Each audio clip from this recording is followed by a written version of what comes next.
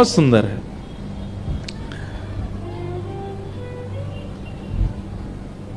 रूप सनातन दो भाई थे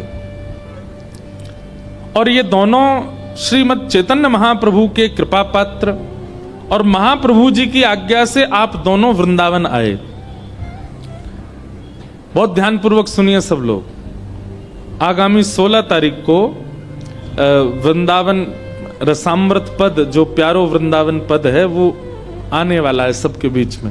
उसमें भी इसका इन सब सातों आचार्यों के छोटे छोटे चरित्र दिखाएं। अब इतनी जल्दी इतने छोटे में कैसे इतना व्यवस्थित तो नहीं दिखा पाए, पर थोड़ा थोड़ा सबका दिखाया, आप सब देखना। तो उन्हीं में से हम मदन मोहन जी की लीला थोड़ी सी सुनेंगे। तो रूप गोस्वामी वृंदावन आए। अब लीला तो बहुत बड़ी है कि इन पर महाप्रभु जी ने कैसे कृपा की और कृपा करके इनको कैसे भक्ति भाव में व्यवस्थित किया और इनको वृंदावन भेजा।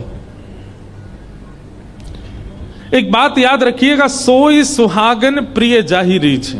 श्रद्धावान बने हो इसका मतलब आपकी भक्ति है। आप विश्वासवान बने हो ठाकुर जी के प्रति, इसका मतलब आपकी भक्ति है। लेकिन आपके चित्त में ठाकुर जी के प्रति प्रेम निष्ठा भरी है, इसका मतलब आपका कोई बल नहीं है। ठाकुर जी चाह रहे हैं आपसे, इसीलिए आप प्रेम कर रहे हो उनसे।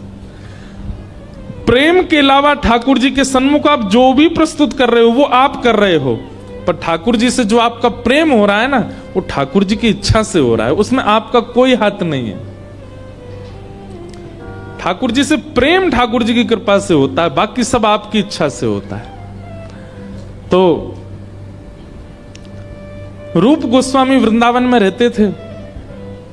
एक दिन इनको अनुभव हुआ कि एक नन्हा सा बालक, अच्छा ये रोज अपने भजन करते थे और भजन में व्याकुल होते थे, हे नाथ कब मिलोगे, मुझे पता है आप इसी ब्रज वृंदावन में हो, आप इसी यमुना के तट पर हो, मुझे कब मिलोगे।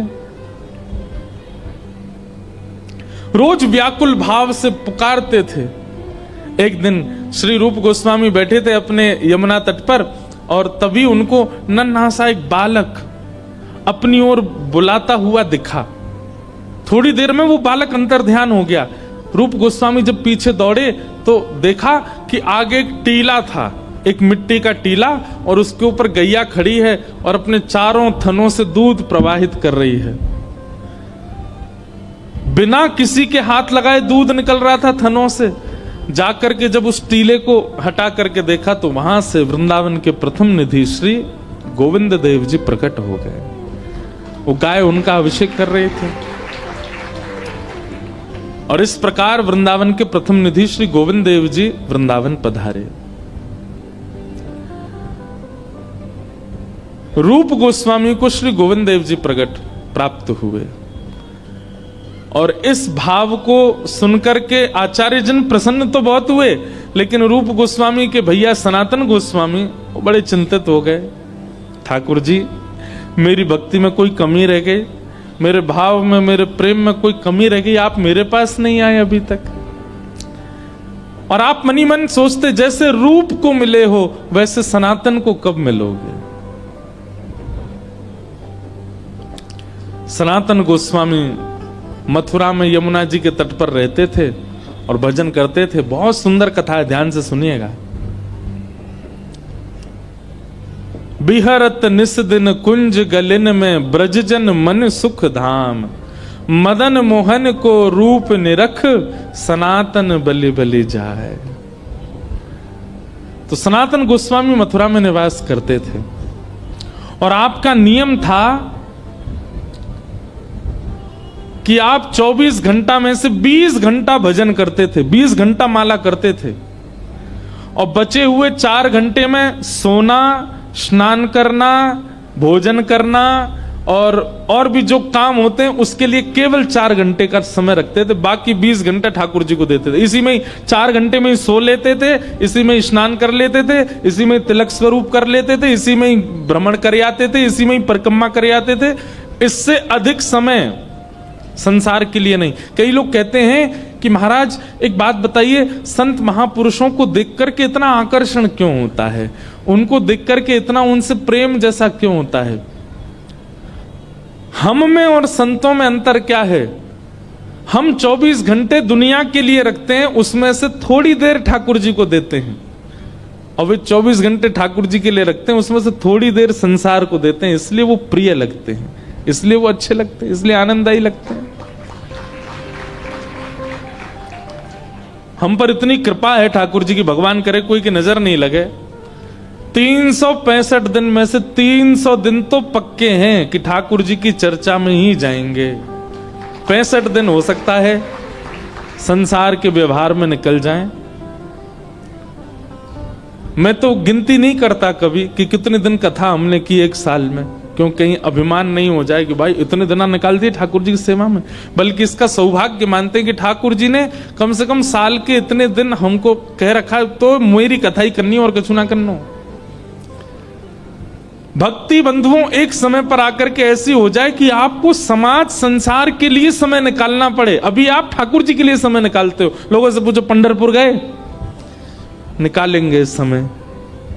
कथा हो रही है कोल्हापुर में गए, थोड़ी सी बाहर हो रही है ना, जाएंगे एक दिन तो जाएंगे, समय निकालेंगे। आप ठाकुर जी के लिए समय निकालते हो, बल्कि होना यह चाहिए पूरा दिन ठाकुर जी को दो, संसार के लिए समय निकालो। मैं ऐसे ऐसे परिवारों को जानता हूं जिनके पास कोई बहाना नहीं होता ठाकुर जी की भक्ति के लिए। एक परिवार में मेरी कथा हुई, वहां परिवार में 8 सदस्य, सबसे छोटे सदस्य की आयु 6 वर्ष की और सबसे बड़े सदस्य की आयु 80 वर्ष की। 8 के 8 सदस्य 4 बजे उठ जाते हैं और 4 बजे उठ करके स्नान ध्यान करके अपने ठाकुर की सेवा में लग जाते हैं। मंगला हो जाती है, 4 बजे के बाद श्रृंगार हो जाता है, राजभोग हो जाता है, उत्थापन हो जाता है, संध्या हो जाती है और रात्रि की सेवा 8:30 बजे पूरी हो जाती है ठाकुर जी की। मतलब 4 बजे से सेवा शुरू होती है, 8:30 बजे दिन के 4-4.5 घंटे में पूरी सेवा कर देते हैं। इसी में मंगला भी कर देते हैं, इसी में श्रृंगार भी कर देते हैं, इसी में राजभोग भी कर देते हैं, इसी में उत्थापन और इसी में शयन। 8:30 बजे तो ठाकुर जी को शयन करा के सब अपने स्कूल गए, ऑफिस गए, कॉलेज गए, दफ्तर गए, निकल गए। शाम को 6 बजे लौट करके सब आ जाते हैं और आकर के 8-9 बजे तक फिर सो जाते हैं। 3:30-4 बजे फिर उठ करके सेवा। मुझे कुछ दिन पहले मिले, मैंने कहा आज भी, बोले अब तो महाराज जी 2 सदस्य और बढ़ गए हैं, 2 बालकों के ब्याह हो गए, वो भी इतने बजे ही उठते हैं, पूरी सेवा होती है। 4.5 घंटे में ठाकुर जी की पूरे दिन की सेवा कर देते हैं, क्योंकि कार्य की व्यस्तता है। ये भी अच्छा है, कम से कम आप छोड़ तो नहीं रहे, सेवा पूरी कर रहे हैं। बहाना नहीं, बहाना संसार के लिए होना चाहिए, ठाकुर जी के लिए नहीं। अधिकतर लोगों को सुना गया होगा, सुनते हुए आपने देखा होगा कि भाई वृंदावन क्यों नहीं जा रहे, बन ही नहीं रहा, कोई योगी नहीं बनना, समय ही नहीं मिल रहा मुझे जाने का। कभी आपने किसी को ऐसे कहता हुआ सुना, भाई तुम शादी में नहीं आए, क्या करें ठाकुर जी से समय नहीं मिलता हमको, क्या करें ठाकुर जी की भक्ति से हमको बिल्कुल समय नहीं होता। हाँ, मैं तो कह देता हूं महाराज जी आप हमारे यहाँ ब्याह में नहीं आए, क्या बताएं, कथाओं से समय ही नहीं है।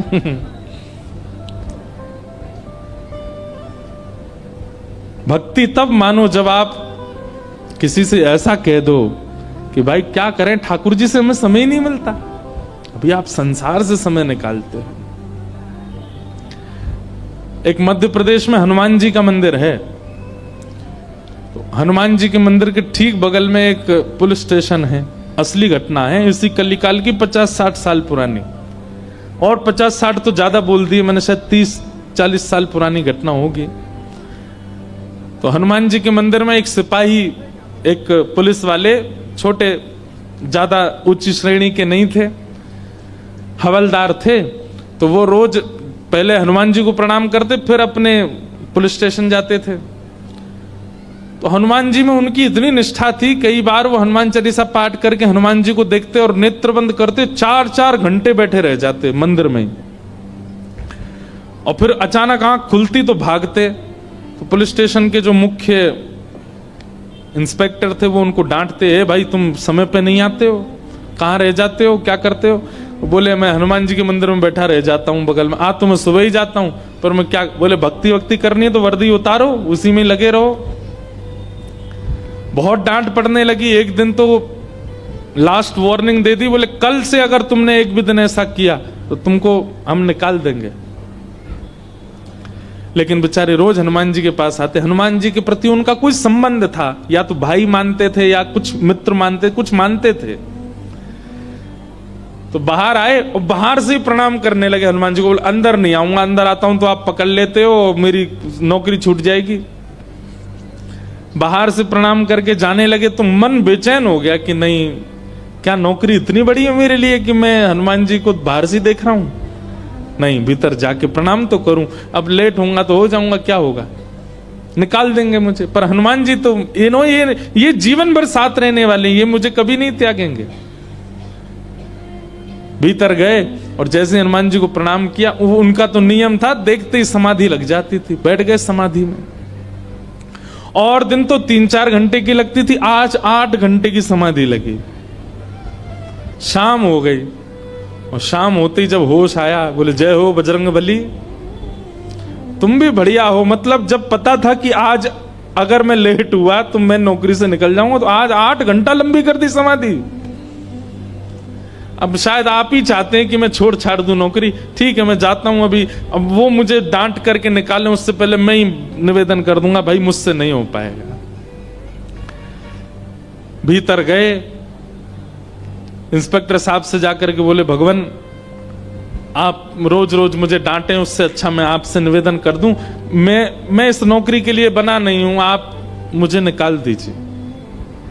इंस्पेक्टर बोले क्यों, क्या हो गया, और तुम ऐसे क्यों बात कर रहे हो, सब बढ़िया तो चल रहा है, कोई दिक्कत है नहीं। बोले नहीं, देखिए उस दिन भी लेट हुआ, आज भी फिर मैं लेट हो गया। कब लेट हुए? आज सवेरे हम लोग गए तो थे, वो चोर पकड़ के भीतर बंद किया, तुमने उसमें इतने मुक्का मारे घुमा घुमा के बेचारे की नाक से खून निकाल दिया तुमने। हम तुमको रोक रहे थे, लेकिन आज तुम्हें ऐसा बल उठा उठा के फेंक रहे थे उसको। सब बढ़िया तो है, अब समय से आते रहते हो तुम, अब कोई दिक्कत नहीं है, अब क्यों कह रहे हो इस्तीफा देना? बोले मैं कहां गया आपके साथ, मैं तो आज अभी आया हूं पुलिस स्टेशन। तो बाकी सबको अरे देखो ये क्या, ये पागल हो गया, भांग वांग खा के आया है। अरे भाई हम सब आज सवेरे हमको फोन आया, हम लोग कहीं गए थे पकड़ने, एक चोर को पकड़ के लाए, तुमने उसमें बड़ी पिटाई लगाई, हम सब साक्षी हैं। उसके हाथ पैर कांपने लगे। बोले भगवान मैं सौगंध खा के कहता हूं अपने परिवार की कि मैं सुबह आया था तब से मंदिर में ही बैठा हूं, मैं आया ही नहीं हूं अभी यहां नौकरी, मैंने ज्वाइनिंग ही अभी शाम को करी है। तुरंत दौड़ करके गए। बोले नाथ आज मेरी जगह आप गए थे, तभी इतने मुक्का पड़े हैं चोर में। हनुमान जी महाराज गए उसकी जगह। इसका मतलब ये नहीं है कि कल एग्जाम है और आप कहो हे पंडरीनाथ आप ही मेरा रूप धारण करके चले जाओ, पास करवाया हो मुझे। ये तो भक्ति भाव पर निर्भर करता है, जिसका प्रेम अतीत होता है। और एक बात बिल्कुल शुद्ध तरीके से समझ लीजिए, संसार के लोगों को आकर्षण करने के लिए रूप है, संसार के लोग आकर्षित स्वरूप से होते हैं, संसार के लोग आकर्षित आपके वस्त्रों से होते हैं। ठाकुर जी का आकर्षण का केंद्र मानवों का केवल और केवल सरल स्वभाव। जितना सरल स्वभाव वाला व्यक्ति उतने ज्यादा आकर्षित ठाकुर जी होते हैं उससे। और आज के मानव में सारे गुण हैं सरलता छोड़ करके, वो सरल नहीं है बस, बाकी सब गुण हैं उसमें। तो सनातन गोस्वामी का नियम था कि वे 24 में से 20 घंटा भजन करते थे और 4 घंटे में शयन करना, स्नान करना, भोजन बनाना और भिक्षा लेकर के आना, ये सब 4 घंटे में ही करते थे। अगर कभी कभी 4 घंटे में विलंब होता था और भिक्षा नहीं कर पाते थे तो भूखे ही भजन में चले जाते थे अगले 20 घंटे के लिए। ऐसा कठोर नियम। आप ब्रजवासियों के यहां से भिक्षा लेते थे और आपका नियम था पकी हुई भिक्षा नहीं लेते थे। 2 प्रकार की भिक्षा होती है, एक तो होती है भिक्षा और दूसरी होती है मधुकरी। ध्यान से सुनिएगा, भिक्षा क्या होती है? बोले भिक्षा में आटा, दाल, चावल, सूखा सामान दिया जाता है, यह भिक्षा है। और मधुकरी जो भोजन बना हुआ है, जो सबने पा लिया है, ठाकुर जी को भोग लग गया, उसके बाद जो बच गया है वो मधुकरी है। तो हमारे यहाँ दोनों प्रकार के उपासक रहते हैं ब्रज में, मधुकरी पाने वाले भी और भिक्षा लेकर के पाने वाले भी। मधुकरी पाकर के भजन करने वाले तो अनेक संत हैं जो ब्रजवासियों के यहाँ जाते हैं, बाहर खड़े होकर के कीर्तन करते हैं। इतना सुंदर लगता है ब्रज में। अब तो भीड़ बहुत हो गई, हमारे घर तो रोज आते हैं, बाहर खड़े हो जाएंगे और बाहर खड़े होकर के चुपचाप कीर्तन करते रहेंगे, ना बैल बजाएंगे, ना खटखटाएंगे, ना किसी को बोलेंगे, बस कीर्तन करेंगे बाहर खड़े होके। और समय है, गौ दोहन कितनी देर का होता है? गौ दोहन 5 से 7 मिनट का होता है। गौ दोहन, गौ दोहन मात्रेण, बस 7 मिनट करेंगे कीर्तन। 7 मिनट में आपने भिक्षा दे दी तो ठीक, नहीं तो चले जाएंगे। ऐसे आज भी महात्मा रहते हैं ब्रज में। और उनका विचार पता है क्या है? कि भाई जा ब्रज में स्वयं ठाकुर इन ब्रजवासीन के घर में बिन बुलाए घुस घुस के चोरी करके खावे, उन ब्रजवासीन ते हम मांग करके खा लेंगे, हमारो भजन बढ़ेगो। वजन नहीं, भजन, भजन बढ़ेगो। बिना बुलाए डोले घर घर। ठाकुर जी तो बिन बुलाए घुस जाते हैं ब्रजवासियों घर में, कहां बनो सब खोल खाल के पाले। तो संतों की ऐसी भावना होती है, भजनानंदियों की ऐसी भावना होती है, हम भैया ठाकुर जी की तरह भीतर तो प्रवेश नहीं कर सकते, पर मांग के तो पा सकते हैं ना।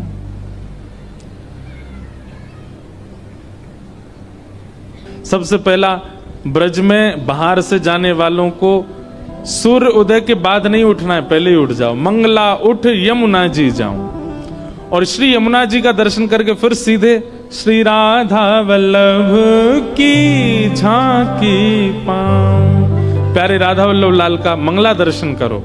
फिर उसके बाद मंगला में राधा वल्लभ जी दर्शन हो गए, उसके बाद वृंदावन परिक्रमा वगैरह कर लो। फिर उसके बाद भूख लगेगी तो क्या करें? ब्रजवासिन की मधुकरी पाऊं, ब्रजवासियों की यहाँ की मधुकरी पाओ। और मधुकरी पाके फिर राजभोग दर्शन कहां करो? राधा रमण संग नैन मिला। और फिर दोपहर में सारे मंदिर बंद हो जाते हैं हमारे ब्रज में, फिर क्या करो? तो तीसरी पंक्ति में कहते हैं, रसिक जनन की सेवा पाऊं, प्यारे कुंज बिहारी के दर्शन पाऊं। शाम को जब तक मंदिर नहीं खुलते हैं, रसिक जनों की, ब्रजवासियों की सेवा करो, और सबकी सेवा करके कुंज बिहारी लाल के दर्शन करो, बिहारी जी के दर्शन को आनंद लो। आप रोज भिक्षा लेने के लिए जाते थे। एक दिन आप भिक्षा लेने के लिए गए तो एक ब्रजवासी मैया थी, उनके घर में श्री मदन मोहन जी की सेवा विराजमान थी।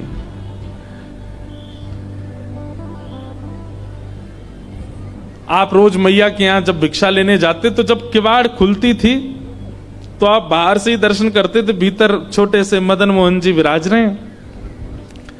आप तो देख करके रोज प्रणाम करके चले जाते थे, इससे अतिरिक्त कोई और अवसर आपको मिला नहीं। पर ठाकुर जी को ये बहुत भाग है, जब किवाड़ खुलती और भिक्षा लेने के लिए सनातन गोस्वामी आते, भीतर खड़े ठाकुर जी की अद्भुत सुगंधी से पूरा घर महक उठता। माता जी भिक्षा देके जब घर में आती भीतर, तो मन में सोचती कोई इत्र की शीशी फैल गई है, कोई ने अगरबत्ती जला दी है, इतनी सुगंधी कहां से आवे। वास्तव में ठाकुर जी जब अपनी अत्यंत प्रसन्नता प्रकट करते हैं ना, तो वातावरण जो है वो अत्यंत सुखद हो जाता है। उसका स्पर्श, वातावरण की वायु का स्पर्श भी बहुत सुखद लगने लगता है। वातावरण में एक अद्भुत सी सुगंधी का अनुभव होने लगता है।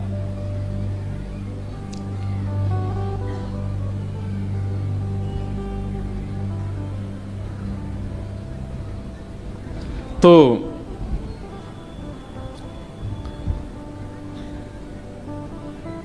ठाकुर जी को भागे सनातन गोस्वामी, हमको भाते हैं ठाकुर जी, पर ठाकुर जी को भागे सनातन गोस्वामी। रात्रि में ठाकुर जी मैया की, बूढ़ी मैया जो थी, उनके स्वप्न में गए और स्वप्न जाके बोले, मैया तुमने मेरी बड़ी सेवा करी, मैंने तुम्हारे घर खूब सेवा करी, खूब सेवा करवाई, खूब 56 भोग अरोगे, खूब आनंद सो प्रेम पायो, लेकिन अब आपके कछु दिना शेष रह गए। मैया को बता रहे हैं ठाकुर जी, मैया से कह रहे हैं कछु दिना में आप तो चली जाओगी वैकुंठ, और फिर मैं अकेला रह जाऊंगा, फिर आपके दूर दूर के रिश्तेदार सब यहां पे आके लड़ेंगे झगड़ेंगे कि हम करेंगे सेवा, हम करेंगे सेवा। मैया वहां से अच्छा तो तू मुझे पहले ही कोई और को सौंप जा। तो मैया ने स्वप्न में ही पूछा, जय जय कौन है, कौन ऐसा सुहागन है जिससे आप अपनी सेवा कराना चाहते हैं? तब ठाकुर जी बोले, मैया एक बाबा तो भिक्षा लेवे आवे, सनातन बाबा, वही को तू मुझे पधरा दे, मैं वही के पास ही अपनी सेवा करवाऊंगा। मैया पहले तो बहुत रोई, बोले मेरी सेवा में कोई कमी है ठाकुर जी? बोले कमी नहीं है मैया, तू बस कछु दिना की मेहमान हो रहे। मैया को कष्ट भी दे दिया और चिंता भी दे दी। किसी को पहले ही बता दो कि भैया तुम्हारे कछु दिन ही शेष बच्चे, तो वैसे ही बेचारो टेंशन में आ जाए। ठाकुर जी केवल इतना ही कह देते कि उसको दे दो, ये क्यों बता दिया कि कछु दिना में ही जाने वाली है। मैया को पहले तो चिंता हुई, बाद में मैया ने विचार किया कि ठाकुर जी सही कह रहे हैं, अगर मैं किसी को नहीं दे के जाऊंगी तो रिश्तेदारों की नजर तो गड़ी है, क्योंकि दर्शनार्थी आते हैं, चढ़ावा चढ़ता है, और उस चढ़ावे के लोभ में कहीं ठाकुर जी को कहीं गलत स्थान पर ना ले जाया जाए। तो अगले दिन मैया ने श्रृंगार किया, भोग लगाया, इतने में ही बाहर सनातन गोस्वामी आ गए थे भिक्षा लेने।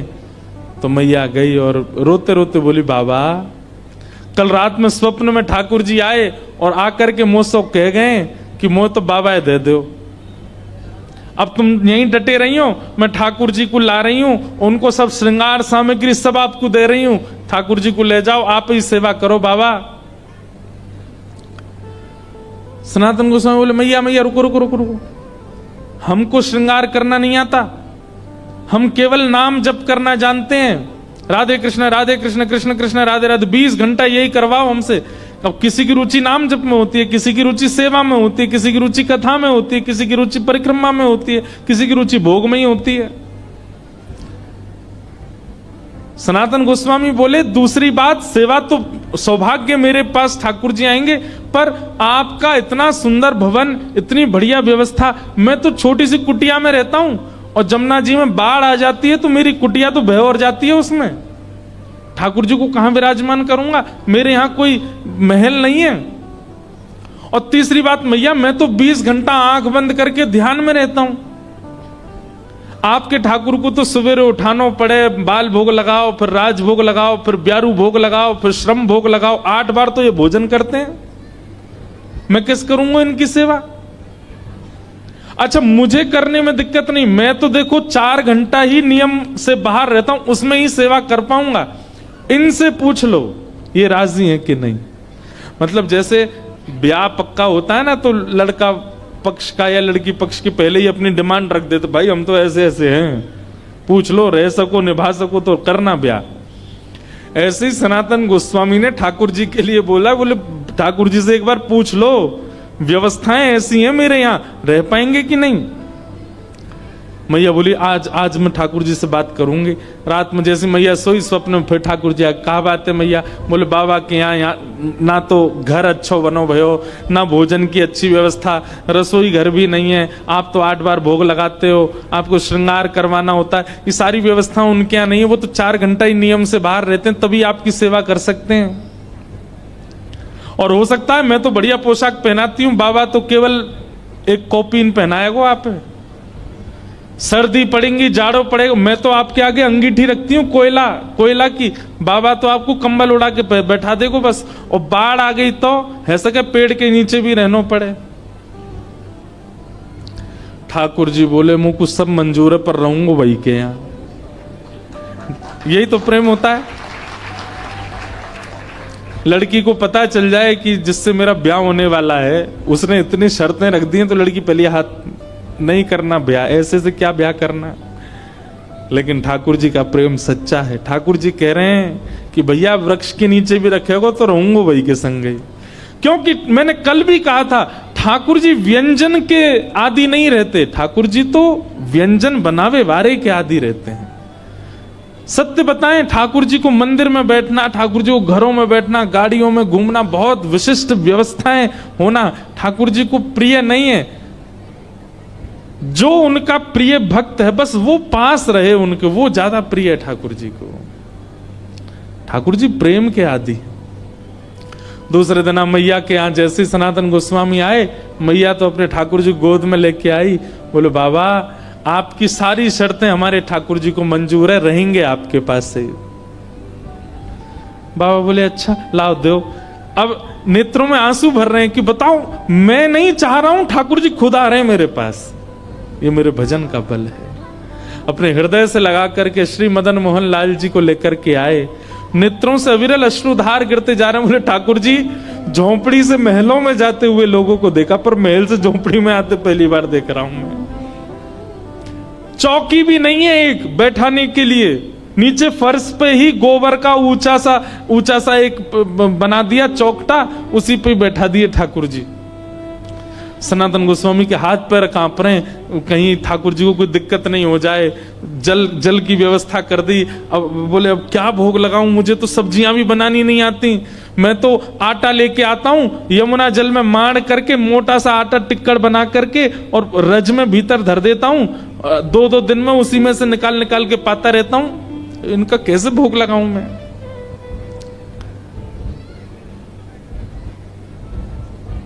सनातन गोस्वामी जाते और जाकर के आटा लेके आते, आटे में यमुना जल डाल के, ना नमक डालते ना कुछ, उसको मार के खूब मोटा टिक्कर बनाते, उसको बढ़िया कंडों में उपलों में सेक करके टिक्कर बन जाता, वही ठाकुर जी के आगे धर देते। जय जय जय पाऊं मैं तो। कहां 5 प्रकार की सब्जी, 3 प्रकार के मिष्ठान, 2 प्रकार की नमकीन और 2-2 प्रकार की रोटी पाने वाले ठाकुर जी अचानक से टिक्कर पे आ गए। 4 दिन तक ठाकुर जी का टिक्करों का ही भोग लगा, और उसमें भी सनातन गोस्वामी ठाकुर जी को उठाते, भोग लगाते, फिर सुला देते, और फिर अगलो भोग 24 घंटा बाद लगेगा। 4 दिन बाद ठाकुर जी सनातन गोस्वामी के ध्यान में आए, नेत्र बंद करके जप कर रहे थे। जैसे ही ठाकुर जी आए, सनातन जय जय, आपकी सेवा बढ़िया चल रही है, कोई दिक्कत तो नहीं है, आप सुखी हो, आप आनंद में हो। ठाकुर जी बोले हाँ है तो सब बढ़िया, कोई आनंद, कोई दुखी नहीं है। जय जय आपकी आवाज ऐसी काहे को लग रही है, बहुत दबी दबी सी।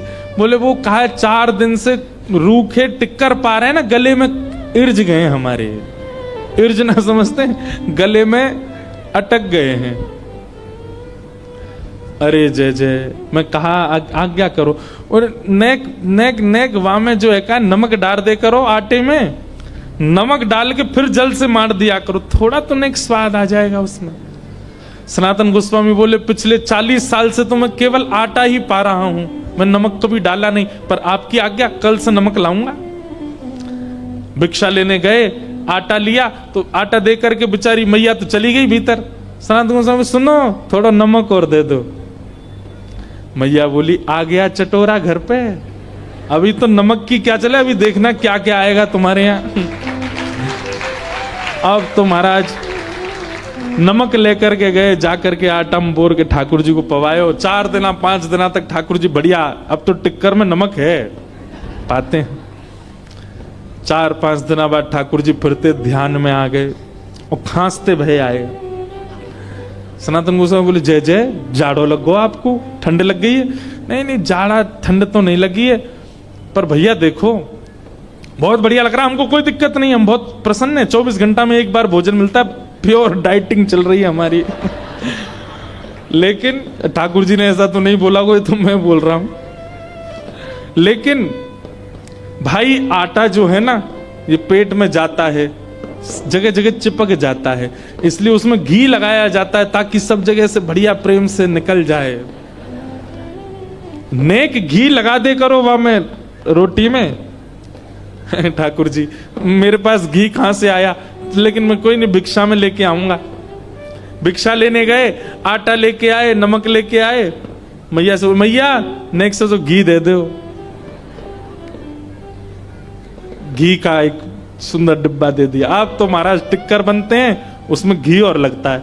अच्छा, सनातन गोस्वामी तो पिछले 40 साल से साधारण पाते थे, लेकिन अब वे भी पाते हैं तो उनको कहते हैं भाई स्वाद तो है, आनंद तो आ रहा है। और फिर चिंता होती है कि कहीं ऐसा नहीं हो मेरी जीभ चटोरी हो जाए इनके चक्कर में। अब तो घी लगा के पान लगे। 5-6 दिन की सेवा हुई, ठाकुर जी फिर आ गए और ध्यान में आकर के सनातन गोस्वामी जय जय, सब आनंद, कोई दिक्कत तो नहीं, सब बहुत बढ़िया है। तो बोले फिर, बोले जब आप जाते हो भिक्षा लेने, आटा भी लाते हो, नमक भी लाते हो, घी तो है ही है, एक आलू भी ले आया करो। और जब टिक्कर सेकते हो तो उसमें जो धीमी धीमी आंच रहती है उसमें आलू डाल दिया करो, वो आलू भुन जाएंगे, भुन के उनके छिलका अलग करके मीड़ के उसमें नमक डाल करके दे दिया करो। सनातन गोस्वामी बोले फिर 6 दिन बाद कहोगे नींबू भी ले आओ, फिर कहोगे चीनी भी ले आओ, फिर कहोगे मालपुआ बनाओ, अब कहोगे फिर रसगुल्ला बनाओ। ठाकुर जी आप चलो, आपको वापस मैं ही छोड़ के आऊं महलों में। और महाराज जैसे ही ठाकुर जी गोद में उठाए वापस ले जाने के लिए, प्रत्यक्ष श्याम सुंदर प्रकट हो गए और लिपट गए। और मदन मोहन जी प्रकट होकर के बोले मैं रूखी रोटी में ही राजी हूं, रहूंगा तुम्हारे पास से, जाऊंगा नहीं यहां से, यहीं रहूंगा। आहा, बिहरत निस दिन कुंज गलिन में, ब्रज जन मन सुख धाम, मदन मोहन को रूप निरख, सनातन बलि बलि जाए। ऐसे हमारे श्री मदन मोहन लाल, बोलो मदन मोहन लाल की। तो वृंदावन सप्त निधियों के दूसरे ठाकुर जी श्री मदन मोहन लाल जी ऐसे सनातन गोस्वामी के पास आए। इसके बाद मुगलों का बहुत आक्रमण चल रहा था, उसमें भी औरंगजेब ये क्या करते थे कि ये मंदिरों में जाके मंदिर तोड़वा देते थे और फिर मूर्तियों को खंडित कर देते थे, जिसके कारण कई ठाकुरों ने ब्रज से राजस्थान पलायन किया। गोविंद देव जी प्रस्थान कर गए, जयपुर में विराजमान हो गए। गोविंद देव जी के मंदिर की 3 मंजिलें तो गिरवाई दी थी औरंगजेब ने। तो गोविंद देव जी को ले जा करके जयपुर के राजा ने कहा कि हम यहां सुरक्षा देंगे, आप ठाकुर जी को ले आओ। तब फिर सनातन गोस्वामी ने पत्र लिखा, बोले भैया हमारे ठाकुर श्री मदन मोहन जी हैं और इनकी भी बड़ी ख्याति है, सब मथुरावासी ब्रजवासी दर्शन करने आते हैं, इनका भी स्थान वहीं हो। तब सनातन गोस्वामी जी भी इनके शिष्य या सनातन गोस्वामी वो लेकर के ठाकुर जी को मथुरा गए, जयपुर गए और श्री मदन मोहन लाल जी जयपुर में विराजे। अब जयपुर के राजा जो थे वो गोविंद देव जी की सेवा करते थे और गोविंद देव जी की सेवा के बाद फिर श्री मदन मोहन जी की सेवा करते थे। जयपुर में 3 ठाकुर विराजते हैं वृंदावन के, मदन मोहन, गोविंद देव और गोपीनाथ। तो राजा की एक पुत्री थी, उसका विवाह हुआ, बड़े धूमधाम से विवाह हुआ। राजस्थान में करौली एक जगह, वहां पर उसका विवाह हुआ। विवाह में पिता ने अपनी पुत्री से कहा बेटी देख मैंने तेरे लिए सब व्यवस्था की, इतनी पालकियां जा रही, इतना सोना जा रहा है, इतने जवाहरात जा रहे हैं, तेरे लिए कोई दिक्कत नहीं छोड़ी। एक राजकुमार से तेरा ब्याह निश्चित किया, और कुछ तेरे मन में हो तो तू मुझे बोल, मैं तेरे को दूंगा। तो उस बेटी ने कहा पिताजी पक्का दोगे? बोले हाँ। बोले आप तो प्यारे गोविंद देव की सेवा करते हो, ये जो दूसरे ठाकुर श्री मदन मोहन है इनको मुझे दे दो, मैं इनको करौली ले जाऊं और वहां इनकी सेवा करूं। तो महाराज बेटी की ये बात सुनकर के पिता इतने व्याकुल हो गए कि अपनी पुत्री के चरण पकड़ लिए कि लाली तू कहे तो जयपुर का पूरा घराना तेरे नाम कर दूंगा, लेकिन तू ठाकुर जी को मत लेके जा मुझसे। ये कृपा करके ठाकुर जयपुर में विराजे, वृंदावन में प्रगटे ठाकुर जी जयपुर आए हैं, इनको लेके मत जा। बेटी बोली और मुझे कुछ नहीं चाहिए पिताजी, बाकी सारी संपत्ति आप रख लो, लेकिन मदन मोहन लाल जी को मुझे दे दो। यहां बेटी की हट हो रही है कि मुझे दे दो, पिता लड़ रहे हैं कि नहीं। सबने आके समझाया, बोले आपके पास गोविंद देव जी हैं ना, आप उनकी सेवा में हो, बिटिया कह रही है तो श्री मदन मोहन जी उसके साथ चले। बोले नहीं, मैं तो दोनों की सेवा करूंगा। लेकिन जब पुत्री का हट अधिक होने लगा तो फिर राजा ने एक नियम बना दिया। बोले ठीक है, एक काम करते हैं। बोले क्या? कल तेरे सामने 5 विग्रह एक जैसे रखे जाएंगे मदन मोहन जी के। पहले से 5वें तक एक भी अंतर नहीं होगा। एक से नेत्र, एक से नासिका, एक से होठ, एक से हाथ, एक से पैर, एक ही धातु, एक ही श्रृंगार, एक ही वस्त्र, एक ही इत्र, सब कुछ एक जैसा। उन 5 में से 4 स्वरूप जो होंगे वो अभी कल के परसों के निर्मित होंगे। एक स्वरूप जो है वो असली मदन मोहन जी होंगे। अगर तैने असली पहचान लिए तो तू ले जाना, और तू अगर नहीं पहचान पाई तो फिर वो जयपुर में ही रहेंगे। बेटी हां बोलने में संकोच करने लगी तो राजा बोले इतना ही प्रेम है तेरा, नहीं पहचान पाएगी तो फिर मना कर देना। तो उसने कह दिया नहीं नहीं, मैं पहचान जाऊंगी, मैं बहुत प्रेम करती हूं अपने मदन मोहन जी से, मैं पहचान जाऊंगी असली कौन से। राजा बोले ठीक है। रात भर बेटी चिंता में बैठी रही, रोती रही, क्या करूं क्या करूं। अब तो मदन मोहन जी के किवाड़ बंदे थी, सो रहे थे। बाहर ही जाकर के देहली पूजने लगी, हे ठाकुर जी मैं तो अयोग्य हूं, अबोध हूं, पर मेरी इच्छा है कि आप मेरे साथ चलो। अगर आप मेरे साथ चलना चाहते हैं वास्तव में तो कुछ लीला कीजिए ना। और ऐसा कहकर के रोते रोते रोते वो वहीं सो गई। ठाकुर जी स्वप्न में आए और स्वप्न में आकर के बोले सुनो हे राजकुमारी। बोले हाँ। देखो तुम्हारे पिता मुझे बिल्कुल नहीं छोड़ना चाहते, वो 5 स्वरूप एक जैसा ही बना करके प्रस्तुत करेंगे। मुझे पहचान पाना बहुत मुश्किल होगा, तुम नहीं पहचान पाओगी। राजकुमारी बोली जय जय, तो फिर मैं क्या करूं। बोले भैया सुनो, तुम ना 5 के हाथ पकड़ के देखना, जिसके हाथ पकड़ने पर उसके एक हाथ की उंगली खड़ी होकर के हिलने लग जाए समझना वो मैं ही हूं। मैं अपनी एक उंगली हिला दूंगा, मेरी एक उंगली से तुम पहचान जाना मैं हूं। पिता को बिल्कुल विश्वास से कह देना यही मदन मोहन है और मैं तुम्हारे साथ चल दूंगा। वो तो नाचने लगी रात में, जय हो मेरे मदन मोहन लाल। अब तो कल मैं आनंद से, आप बस उंगली हिला देना अपनी। राजा ने कोई कसर नहीं छोड़ी, एक एक अंग बिल्कुल मदन मोहन जी जैसा निर्माण करवाया और 5 ठाकुर विराजमान कर दिए और अपनी पुत्री को सामने खड़ा किया। जयपुर के राजघराने के सब लोग खड़े हैं, बड़े बड़े लोग देखने के लिए कि आज पता चले मदन मोहन जी जाएंगे कि नहीं। और कहा लाली देखो बताओ कौन से मदन मोहन जी।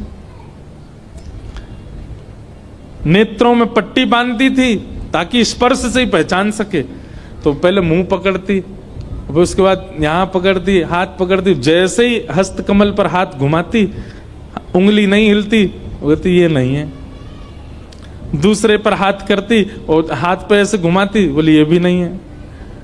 तीसरे चौथे सब निकल गए। अब तो वो घबरा गई कि ऐसा तो नहीं मदन मोहन जी उंगली उठा ही नहीं रहे हो। 5वें पर जैसी गई, जैसे जाके देखा, उसने फिर से हाथ देखे, ठाकुर जी ने उठाई नहीं उंगली। अब तो बोली रुक जाओ मैं एक बार और देखूं। और एक बार और उसने प्रयास किया, पहले दूसरे ने नहीं उठाई। तीसरे के पास जैसे ही गई, नेत्र थोड़े भर से आए उसके हृदय से, हे मदन मोहनलाल कृपा करो ना। जैसे हाथ पकड़े सोई ठाकुर जी ने अपनी उंगली उठा करके धीरे धीरे हिला दी। उसने तुरंत ठाकुर जी का हाथ पकड़ के पिताजी के सामने, पिताजी ये हैं मदन मोहनलाल जी। अब सब लोग देखने लगे, राजा को पता है असली कौन से। राजा नतमस्तक हो गया, दंडवत हो गया और दंडवत होकर के बोला पुत्री ने सही चुना, यही है श्री मदन मोहनलाल। महाराज रथ तैयार किया, उसमें मदन मोहन जी को विराजमान किया और बहुत रोया राजा। पुत्री जाते जाते बोली पिताजी आप रोइए मत, आपने देखा मैं कितना प्रेम करती हूं मदन मोहन जी से। आपने 5 स्वरूप बनवाए फिर भी मैं पहचान गई कौन से हैं मदन मोहनलाल जी। राजा धीमे से बोले सुन मुझे सब पता है, तूने कैसे पता किया। वो उंगली हिलती हुई मैंने भी देखी थी, लेकिन मैं कष्ट में नहीं रो रहा हूं, मैं तो प्रसन्नता में रो रहा हूं। तू ले जाना चाहती तो मैं कभी नहीं भेजता, पर ठाकुर स्वयं जाना चाहते हैं इसलिए मैं भेजूंगा। वो स्वयं इच्छा प्रकट कर रहे हैं इसलिए मैं भेजूंगा। और इस नाते से, इस कृपा से श्री ठाकुर मदन मोहनलाल जी आज भी जयपुर के श्री राजस्थान के श्री करौली में विराजमान हैं। बोलो मदन मोहन लाल की जय।